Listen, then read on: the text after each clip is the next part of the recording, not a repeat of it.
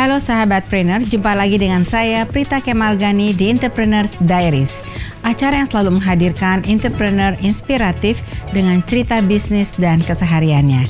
Kali ini edisi spesial dengan seorang tokoh, yaitu Bapak Nadiem Anwar Makarim, yaitu CEO dan founder dari Gojek.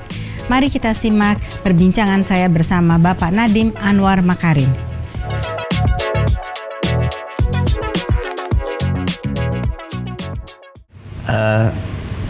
Gojek itu idenya lahir dari frustrasi saya gunain ojek di Jakarta. Oh gitu ya? Jadi sebenarnya alasan jujurnya saya bikin Gojek itu karena saya membutuhkan layanan tersebut. Ya, jadinya karena kemana-mana naik ojek. Waktu itu saya di konsultan di McKinsey. Kemana-mana kalau mau meeting naik ojek karena kalau naik mobil nggak bakal nyampe. Meeting klien bakal selalu telat. Yeah. Tapi kenyataannya kalau lagi butuh ojek nggak ada. Kalau nggak butuh ojek menu-menuhin di pangkalan. Terus kalau tinggal beberapa sisa pulang kantor mau naik ojek pasti ditembak harga 50.000, 40.000. Udah gitu muka saya kayak orang luar jadinya. Pertama ditembaknya 50-60 ribu aja ya. Saya langsung mulai kesel. Saya bingung kenapa ini bisa nggak efisien seperti ini. Barulah saya mulai ngobrol-ngobrol.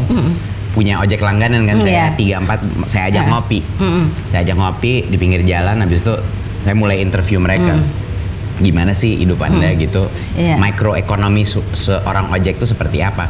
Baru dari situ saya mulai sadar, wah ini adalah problem fundamental demand dan supply yang nggak match. Jadi ini adalah problem efficiency yang harus kita resolve gitu. Dan lama-lama saya juga develop trust kepada beberapa ojek langganan saya yang sering saya tes, saya kasih uang buat beli makanan, oh dapet gitu. Saya mulai kalau trust lagi, saya titip barang, diantar. Ini aman-aman juga ya, jadi saya mulai ngetes semuanya. Terus persepsi ojek sebagai suatu bagian dari komunitas yang kumuh dan tidak terpercaya itu mulai hilang di benak saya. Wah, ini ada satu discovery gitu. Barulah saya mulai meluncur bikin call center. Wah, nah tadi Mas Nadiem bilang kerja dulu di konsultan baru buat Gojek ini. Berarti nggak langsung buat startup dong, kerja dulu ya? Ya, kalau saya nggak kerja, duitnya dari mana?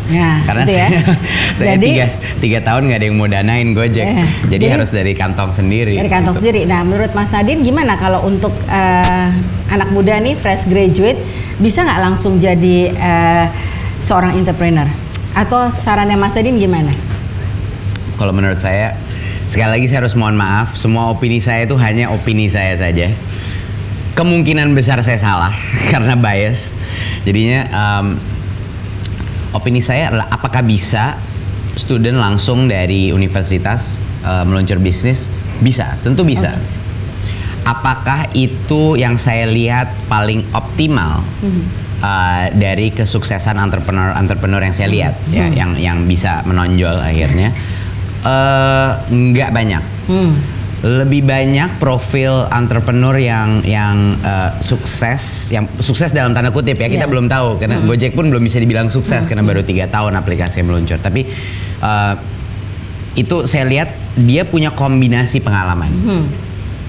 Salah satu hal yang saya lihat ada beberapa leader bukan cuma di dunia startup tapi juga di dunia korporat juga gitu. Tapi kalau seorang keluar dari universitas langsung menjadi bos dan dia nggak pernah jadi kacungnya orang lain, itu menimbulkan suatu mindset yang menurut saya kurang matang.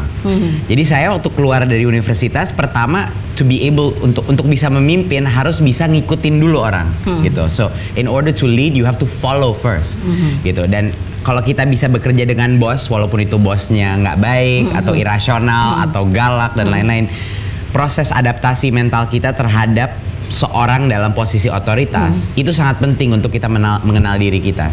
Jadi saya selalu anjurkan, sebelum gabung tes dulu, lu bisa nggak di dunia profesional atau di dunia di mana you are not the boss. Jadinya bukan masalah sektornya atau industrinya, kuncinya adalah bisa nggak mengikuti sebelum memimpin. Itu aja. Jadi yang saya lihat itu pattern yang lebih efektif dan lebih sukses. Terus terang ya, tapi waktu itu ada studi di luar negeri mengenai all entrepreneur startup teknologi berdasarkan umur. Median umur startup yang sukses dalam arti ada return IPO dan lain itu sebenarnya 40 sampai 50 tahun. Oh gitu ya. Jadi ya ini mungkin ada satu persepsi semua Mas orang. Tadi di bawah 40 kan? Saya 33. Ya, saya 33. Tapi udah sangat sukses. Jadi this is exceptional guy ya. Iya, tapi ada persepsi di antara banyak anak muda dan orang yang melihat industri ini semuanya industri anak muda. Iya. Tapi sebenarnya nggak ada satupun kalau dilihat ya semua perusahaan besar teknologi di Indonesia itu nggak ada satupun yang nggak 10 tahun in the making. Gojek itu sebenarnya mulai dari call center 3 tahun struggling itu dari 2011, 2010, 2011. Bentar lagi lah 10 tahun gitu. 2011. Tokopedia sama udah 10 tahun. Traveloka juga gitu. Jadi ini adalah bentar lagi lah 10 tahun. Jadi ya, tidak ada shortcut di bisnis. Seperti di hidup sama aja. Tidak semuanya ada shortcut. Harus ada proses ya. Betul. Nah, kalau menurut Mas Nadine gimana nih kalau mau mulai buat student fresh graduate yang mau mulai usaha? Apa yang paling penting? Ide dulu atau modalnya? Atau apa? Mas Nadine role modelnya siapa? Jadi ada 3 role modelnya Nadiem Makarim siapa? Terus gimana menurut seorang Nadiem kalau mau mulai usaha? Apakah perlu uang dulu atau perlu ide dulu? Atau ada hal lain? Terus terang kalau dibilang role model, kayaknya saya nggak punya satu role model gitu. Tapi saya menggarap inspirasi dan pembelajaran dari berbagai macam orang, mentor, dari investor saya, dari tim saya itu utama. Saya bingung suka orang bisa role model orang yang misalnya kayak Elon Musk atau Jeff Bezos gitu. Memang mereka inspiratif, tapi juga saya nggak kenal mereka. Jadi saya bingung juga kok orang tuh bisa menginspire banget tapi nggak kenal. Kalau saya lebih terinspire sama orang-orang yang benar-benar berdampak kepada development saya sebagai leader. Jadinya guru-guru saya, orang tua saya, teman-teman saya yang bikin startup waktu di sekolah itu yang benar-benar memicu saya. Teammate saya. Sekolahnya di mana sih Mas Nadine? Saya di Brown University sama Harvard Business School. Ya. Wow. Tapi di Alizar SD-nya di sini di Pondok Labu. Ya. Oke, nah terus? Jadi role model saya bukan role model tapi lebih narasumber untuk development saya sebagai individu gitu. Jadi lebih dekat sih semua role model saya. Dan kalau menurut saya untuk student untuk mulai apa yang paling penting? Yang pertama adalah untuk menentukan apakah saya cocok menjadi founder. Itu dulu. Saya bisa ngomong sama semua. Saya paling kesel kalau motivator itu ngomong depan semua orang lalu bilang semua orang bisa jadi founder, semua orang bisa jadi entrepreneur. Itu simply not true. Dan nggak semua orang harus jadi founder. Itu nggak kalau semua orang jadi founder jadi so what happens to the rest of the world gitu loh. Jadi it doesn't make sense gitu. Number one, being a founder adalah salah satu role paling painful di dunia. Itu udah jelas. Bagi semua orang yang udah pernah setup bisnis mau kecil gede nggak ada bedanya. Painnya sama, ya. Buka warung di pinggir jalan sama bikin startup kayak Gojek sama painnya. Karena semua beban ada di kita sebagai pembikin bisnis. Jadi nomor satu. Jadinya kalau pertanyaan pertama adalah nomor satu, saya bisa tahan banting apa enggak? Kedua, secara finansial saya bisa tahan banting apa tidak? Ya karena nggak kerja kan harus ada income dari mana? Iya, makanya jadi harus siap. Secara finansial juga harus siap. Nomor 3 adalah apa motivasi saya. Nah, sekali lagi saya mohon maaf, saya kadang-kadang terlalu jujur gitu. Tapi kalau ada anak muda ke saya lalu saya langsung tanya, Pak, saya pengen jadi entrepreneur. Saya bilang, oh great gitu. Jadi apa? What do you want to build? You know, what do you want to build? Dia bilang, oh saya belum tahu, tapi saya pokoknya mau bikin company gitu. Lalu saya terus terang saya langsung ke situ, lalu saya bilang, oke, kalau motivasi lu cuman mau bikin duit cepet atau kepengen jadi entrepreneur, nggak bakal jadi, nggak bakal 100% gagal pasti. Ya, Motivasi utama entrepreneur yang saya lihat yang bisa naik adalah orang-orang yang nggak kuat ada suatu masalah di dunia nyata yang dia harus solve. Terus dia lari. Dia gemes. Dia ngelihat ada suatu masalah, ini masalah besar. Kenapa sih nggak bisa dibenerin? Lalu dia mengambil langkah untuk men-solve masalah tersebut. Nah itu biasanya orang-orang yang langsung mental bisnisnya. Karena dia bukan mikirin bisnis model, dia bukan mikirin ada nggak sih di luar yang saya copy aja, atau lagi ngehits nih bisnis martabak, atau lagi hits nih bisnis nih, lagi bikin aja lagi gitu. Supaya banyak untungnya juga gimana ya, menghasilkan uang banyak lebih cepat. Betul, itu udah 100% nggak akan, ya mungkin jadi kecil gitu kalau saya. Tapi kalau mau benar-benar menjadi suatu solusi yang besar, harus mengejar suatu masalah yang besar. Masalah terbesar dan terumit adalah opportunity terbesar di dalam dunia teknologi, especially entrepreneurship di dunia teknologi. Jadinya orang-orang individu-individu yang paling kesel sama how things are, paling nggak kuat dan ingin merubah hal yang dia lihat sebagai suatu friction, suatu masalah, suatu kelambatan, suatu kemahalan, sesuatu yang kok kayak gini sih, ribet banget sih ini. Itu biasanya ciri-cirinya founder. Jadinya itu dulu, dengerin suara hati dulu. Am I a founder? Gitu. Karena ada orang yang naturally memang founder, ada orang yang naturally sama sekali bukan founder. Ada juga orang yang luar biasa pinternya, malah kebanyakan orang yang terpintar-pintar bukan founder. Mereka yang paling pintar itu dia kepengen ada certainty, dia kepengen ada struktur, dia kepengen memecahkan masalah ke dalam suatu environment yang lebih certain. Gitu. Itu orang seperti itu akan sengsara menjadi founder. Karena sebagai founder perubahan selalu terjadi on and on. So you have to be comfortable with uncertainty, very comfortable gitu. Ya luar biasa ya, Mas Nadiem ini 33 tahun pengalamannya ya, dan juga tadi benar juga. Jadi tanya dulu ya, kata hati dengarkan dulu sebelum jadi founder.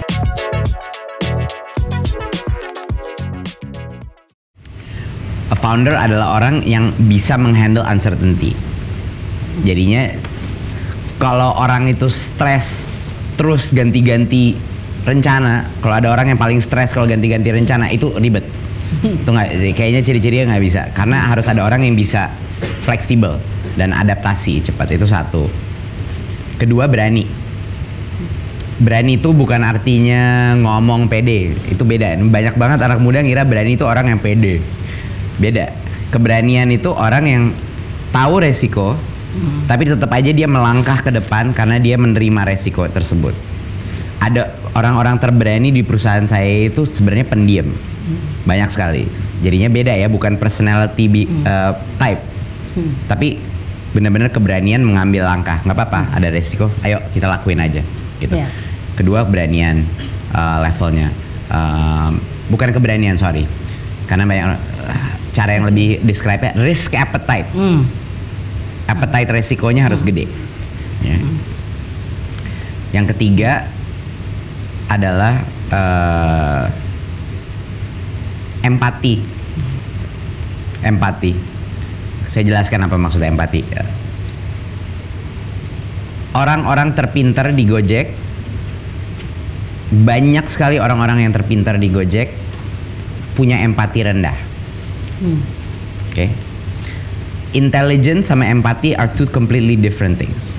Intelligence adalah ability untuk horsepower daripada brain, menggunakan data, menganalisa, problem solving berdasarkan data yang ada. Empati adalah suatu intelligence untuk bisa merasakan konsumen, merasakan hati dan pemikiran konsumen, empati terhadap manusia lain. Jadi ini sebenarnya lebih dari unsur psikologi. Sebagai founder atau co-founding team, kalau tidak ada empati kepada konsumen, itu udah kalah duluan. Karena ujung-ujungnya yang akan memenangkan suatu produk atau layanan itu adalah the product itself. Gimana respons daripada konsumen. Jadi kalau empatinya levelnya tidak tinggi, itu sulit menjadi founder atau founding team gitu. Itu biasanya sulit. So Ya kita cuma ada satu sekarang kompetitor kan di Indonesia. Makasih tetangga. Jadi karena udah tinggal satu lagi, oke. Mau strategi apapun, nomor satu dari kesuksesan layanan teknologi apalagi app, nggak ada hubungannya sama kompetitor. Number one still yang paling penting adalah product experience. Product experience is everything. Itu nomor satu ya. Itu nggak ada hubungannya sama kompetitor. Mau ada kompetitor apa tidak, itu produk bakal jalan apa enggak itu bukan karena marketing, bukan karena PR, bukan karena karya anak bangsa, bukan karena harga. At the end of the day, product wins ya in the long term. If you survive long enough. If you survive long enough ya. Kalau keburu mati dulu, kebanyakan hilang, habis duit ya udah itu memang gagal. Tapi yang penting itu dulu produk. Nah, lalu competitive strategy Gojek melawan kompetitor. Oke. Nomor satu, diversifikasi produk kita. Dengan begitu banyaknya layanan yang kita luncurkan duluan, efisiensi retention customer kita itu sangat tinggi. Pada saat pengguna Gojek menggunakan 3 atau lebih layanan dan dengan menggunakan GoPay juga, dia hampir menjadi a customer for life. Nah, kebanyakan pengguna Gojek kan layanan 1 atau 2 layanan, tapi sesudah dia mulai menggunakan tiap bulan 3 layanan dan dia gunain GoPay, itu udah bener customer for life.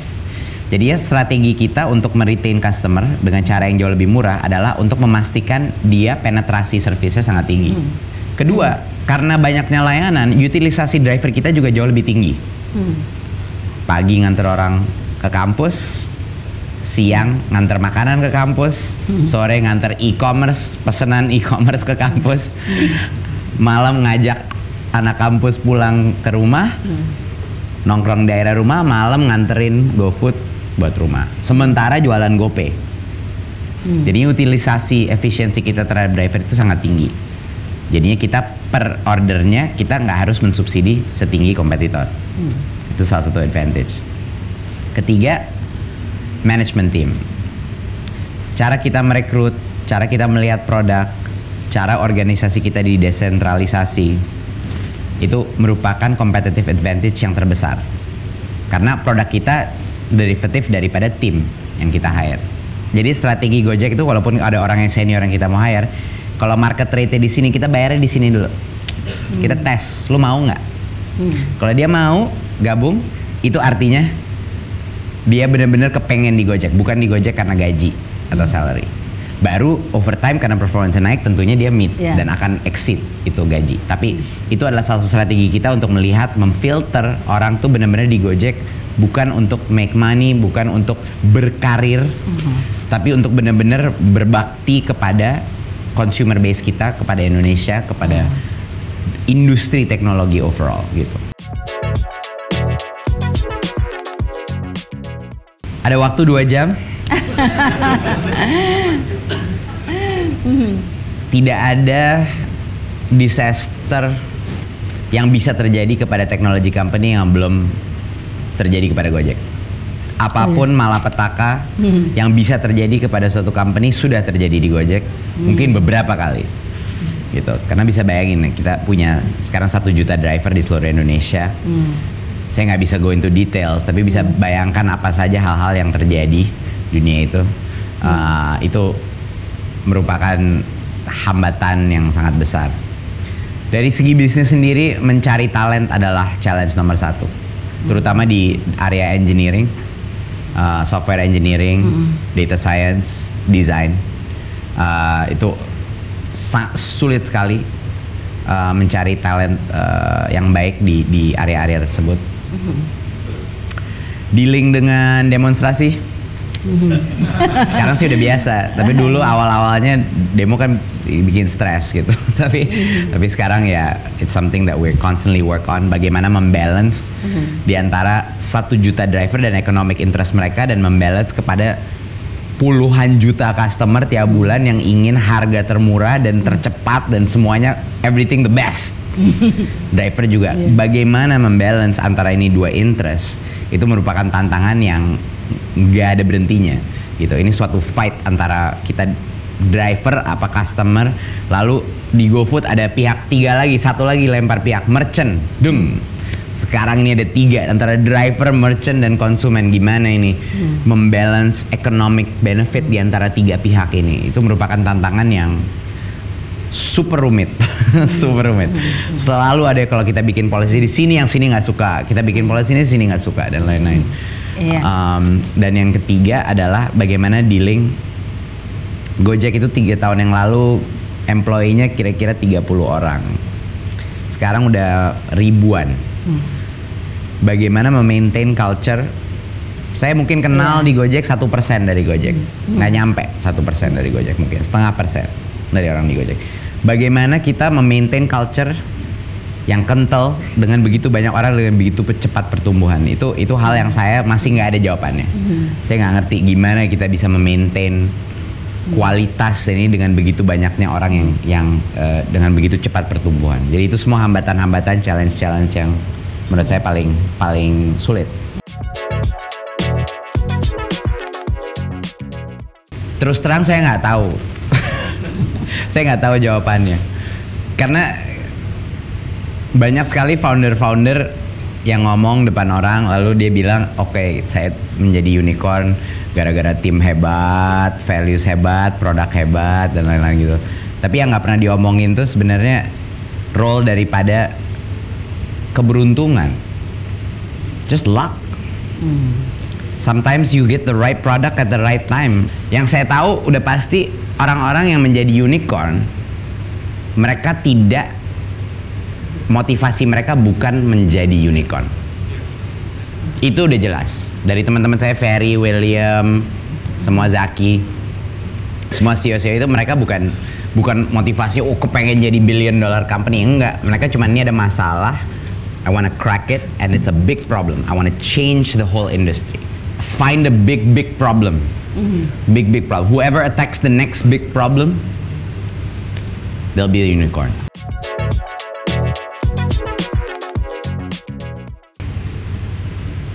Tim yang hebat. Kalau punya tim yang udah kayak keluarga, itu ya udah keluarga. Keluarga tuh berantem terus, tapi at the end of the day, your family. Gitu. Jadinya kalau kekompakan leadership suatu perusahaan itu bisa kayak keluarga. Ciri khasnya keluarga berantem loh, itu penting. Harus berantem terus. Kalau nggak berantem nggak bakal ada inovasi. Ya. Kalau semuanya setuju bilang iya aja nggak bakal jalan perusahaannya. Tapi komitmen saya dalam perusahaan Gojek itu adalah about the people that I work with, the leadership. Itu satu, tim. Karena mau apa-apa yang kita ketemu setiap hari itu tim. Kedua, ngelihat produk kita dampaknya di masyarakat. Itu karena saya gunain layanan saya 3 kali sehari, 4 kali sehari gitu kan, dan beberapa layanan, ngomong sama merchant, ngomong sama driver, melihat betapa transformatif hidup mereka karena suatu aplikasi.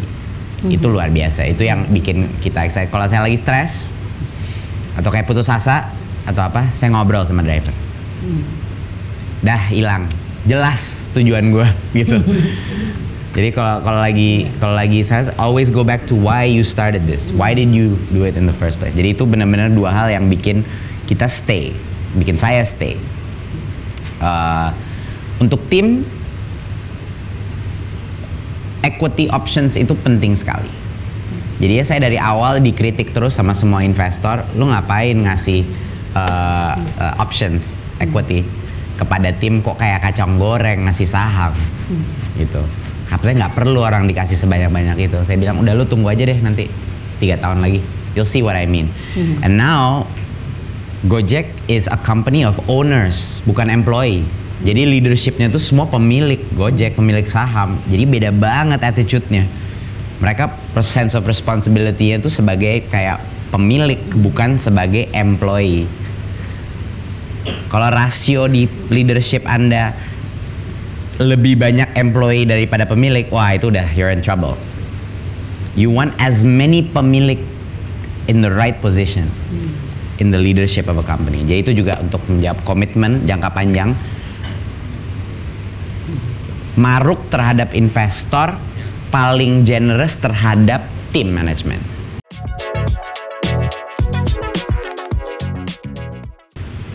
Hobi. Hobinya apa? Kayak Gojek lah.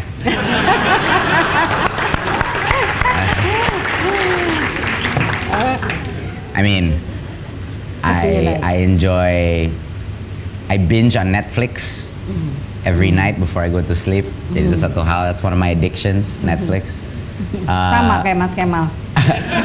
Karena satu-satunya saat saya bisa shut off gitu loh. Susah banget shut off. Karena kalau nggak ada konsumsi apa-apa, saya selalu mikir aja terus Gojek. Jadi itu satu hal. And then family, really. I don't have much time for anything else. So mainly it's family time and friends time. Itu saya pastikan saya masih jadi waras karena selalu spend time sama temen sebelum Gojek ya. Itu beda loh. Temen setelah Gojek dan temen sebelum Gojek itu beda banget. Oh, beda ya? Selalu temen sebelum Gojek dan keluarga sama family.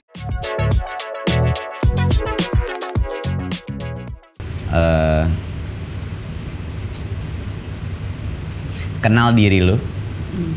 Pertama, kejujuran kepada diri. Itu penting banget. Selalu tanyain kenapa. Kenapa gue melakukan ini, dan harus jujur. Susah banget loh jujur sama diri sendiri, itu nggak gampang. Lebih susah lagi jujur sama orang lain, tapi jujur sama diri sendiri pun susah. Itu satu. Nomor dua, tips buat entrepreneur, jangan fokus kepada bisnis modelnya, jangan fokus kepada apa yang orang lakuin di luar, fokus kepada masalah yang dialami banyak orang. Kalau masalah itu tidak dialami banyak orang, ya bisnisnya segede gitu.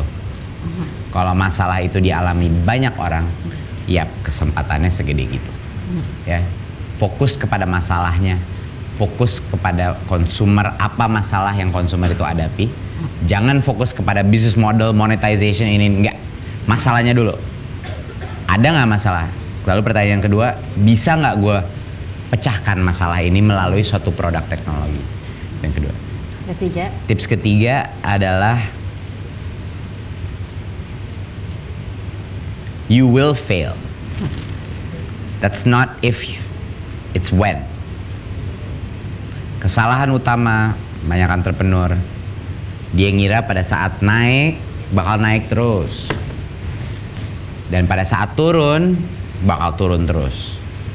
Ini adalah kesalahan psikologis. Kenapa Warren Buffett bisa make money dari stock market ini karena psikologi manusia seperti itu. Kalau lagi bagus dikira bakal bagus terus. Kalau lagi jelek, wah udah putus asa, hancur. Kalau mau survive sebagai entrepreneur, harus sadar bahwa what comes up must come down. And what comes down will come back up. Ini adalah the only constant of all business. Jadi untuk bisa menerima itu dan tidak blindsided, tidak selalu kita memproject kita bakal sukses, wow, akhirnya dia hancur. Dia nggak lihat flank kiri kanannya dia, resiko kompetitor, industri berubah. Lagi hancur, wah putus asa, nggak bakal recover, udah deh mending quit. Nah ini adalah kedua fallacy dari entrepreneur. Jadinya mungkin menyadari cyclicality dari bisnis, industri atau apapun di kehidupan kan sama kayak gini juga. Itu penting banget. Iya, kalau katanya Gojek mau buka di Filipina ya, Mas Nadiem? Saya belum bisa bilang, tapi yang udah rumor-rumornya bahwa kita akan ke beberapa negara Asia Tenggara, ya saya nggak bisa confirm or deny, tapi dikira loh. Ya. Oke. Kayaknya all I can say is that I'm very excited untuk bisa mengetes konsep Gojek di luar Indonesia. Wow, luar biasa. Ya. Terima kasih.